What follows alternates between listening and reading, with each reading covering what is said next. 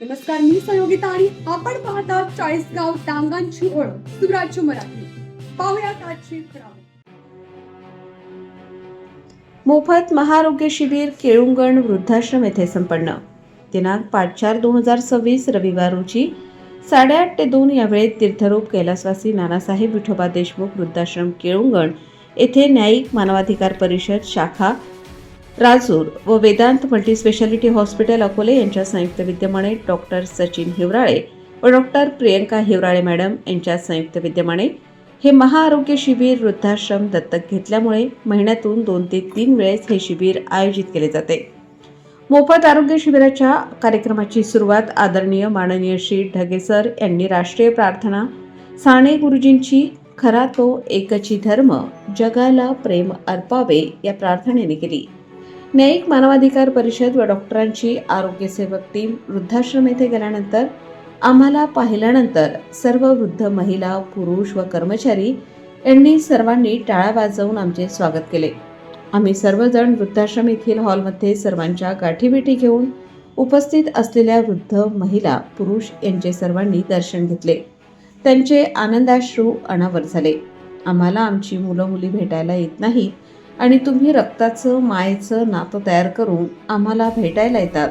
हे प्रसंग आम्ही आमच्या जीवनात कधीच विसरू शकत नाही. सर्व टीममधील लीडर व डॉक्टर आमची प्रत्येक वेळेस आरोग्य तपासणी व गोळ्या औषधे मोफत देतात आणि खूप चांगली सेवा देतात. आजच्या या मोफत आरोग्य शिबिराचे प्रमुख अतिथी आदरणीय ॲडव्होकेट श्री मनोहररावजी नानासाहेब देशमुख मुलुंड येथील माननीय श्री सत्यजित मोहंती साहेब CSR फंडचे हेड नेपच्यून फाउंडेशन यांनी या वृद्धांबरोबर छान अशा गप्पा गोष्टी केल्या व त्यांना सर्वांना आपापल्या आरोग्यासंदर्भात काही प्रश्न असतील ते डॉक्टरांना व्यवस्थित शेअर करा असे सांगितले.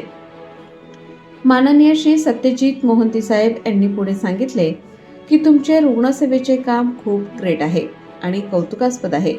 हा उपक्रम तुम्ही हाती घेतला आहे त्या कार्याला मी सलाम करतो. सदर कार्यक्रमासाठी माननीय वसंत आरोटे सर, डॉक्टर सचिन हिवराळे, प्राध्यापक योगेश बाराथे सर, प्राध्यापक मच्छिंद्र ढगे सर यांनी सर्वांनी आपले मनोगत व्यक्त केले. वृद्धाश्रमाचे सुपरवायझर गणेश शेटे सर व कर्मचारी यांनी अन्नदाता सुखी भव याप्रमाणे आम्हाला सर्वांना भोजन दिले. भोजनाचा आस्वाद NMP मधील टीम व डॉक्टरांच्या टीमने घेतला. कार्यक्रमाचे सूत्रसंचालन प्राध्यापक योगेश बाराथे सर यांनी केले तर कार्यक्रमाचे आभार श्री श्याम बबनराव पवार यांनी व्यक्त केले. सदर कार्यक्रमाचे नियोजन प्राध्यापक मच्छिंद्र ढगे सर यांनी केले.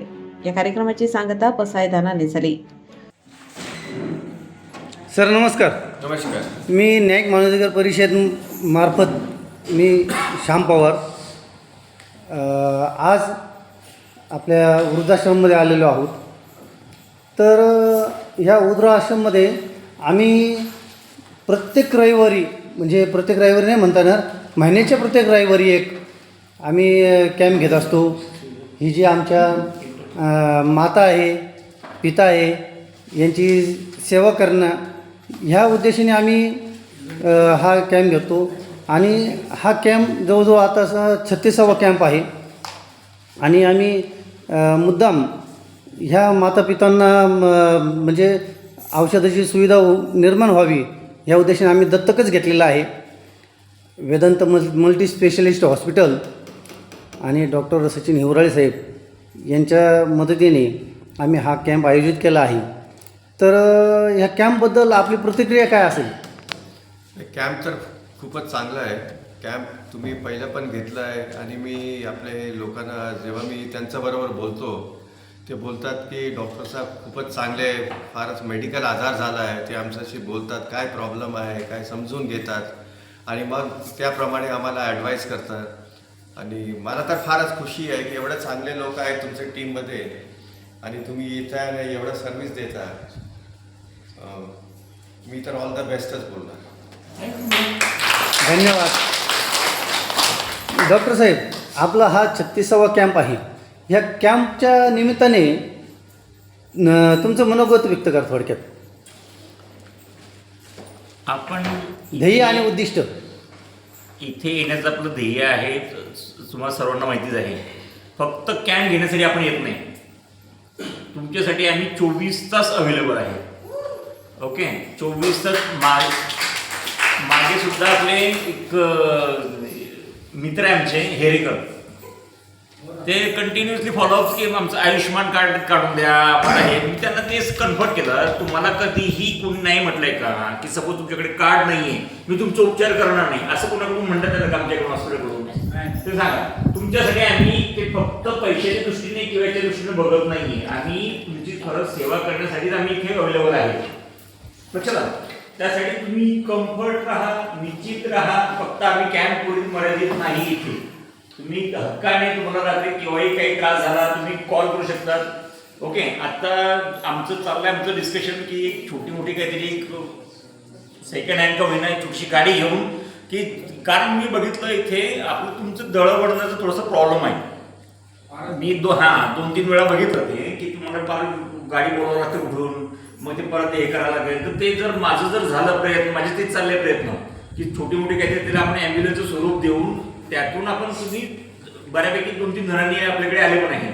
आपण एक सगळे शून्यातून उभं केलेलं आहे आणि तुमचे आशीर्वाद आमच्या पाठीशी आहे नक्कीच. ओके. त्यातून आपण चांगली मोठी भरारी घेणार आहे नक्कीच. ओके. तर त्यासाठी आपण काय करू, एक छोटी मोठी गाडी घेऊन जे ना आपण तुम्ही हक्काने फोन करा, सर असं आहे आम्ही डायरेक्ट तिथून गाडी पाठवणार. ओके. म्हणजे तुमचं जो ट्रान्सपोर्टचा त्याचा पण तो आपल्याला दगदगती तुम्ही होते ती पण दूर करण्याचा माझा प्रयत्न राहील भविष्यामध्ये. आणि तुम्ही निश्चित राहा, इथे फक्त आपण कॅम्प घेण्यासाठी येत नाहीये, इथे काही पैसा बघण्यासाठी येत नाहीये. आपण एक निस्वार्थ सेवा म्हणून आपण इथे येतोय. ओके. तर तुम्ही निश्चित राहा. आपण प्रत्येकाचं आयुष्यमान कार्ड काढू, आपण प्रत्येकाचं आपण जे काही होत असेल जेवढी मदत करते आपण सगळ्या गोष्टी आपण विचार. आणि फक्त मेडिकल पुरतंच नाही, तुम्हाला मेडिकलच्या व्यतिरिक्त जरी काही वाटतंय तुम्हाला तुम्ही बिनधास्त मला फोन करू शकता. ओके. हेच त्याचे कार्यक्रमानिमित्त माझं सांगणार आहे. धन्यवाद सर. जय हिंद, जय महाराष्ट्र. आणि आपलं खूप खूप स्वागत. आपण आवर्जून आमच्या वृद्धाश्रमामध्ये आलात. जय हिंद, जय भारत. या ठिकाणी आमच्या नानासाहेब विठोबा देशमुख केळुंगण येथील वृद्धाश्रमामध्ये आमचे आदरणीय आदरस्तंभ वसंतराव आरोटे, आम्ही त्यांना प्रेमाने नाना म्हणतो. तर नाना, तुमचं नेहमीच हा सहभाग असतो ह्या जे काही आपलं आरोग्य शिबिर आहे या शिबिरामध्ये तुमचं म्हणजे मोलाचा वाटा असतो.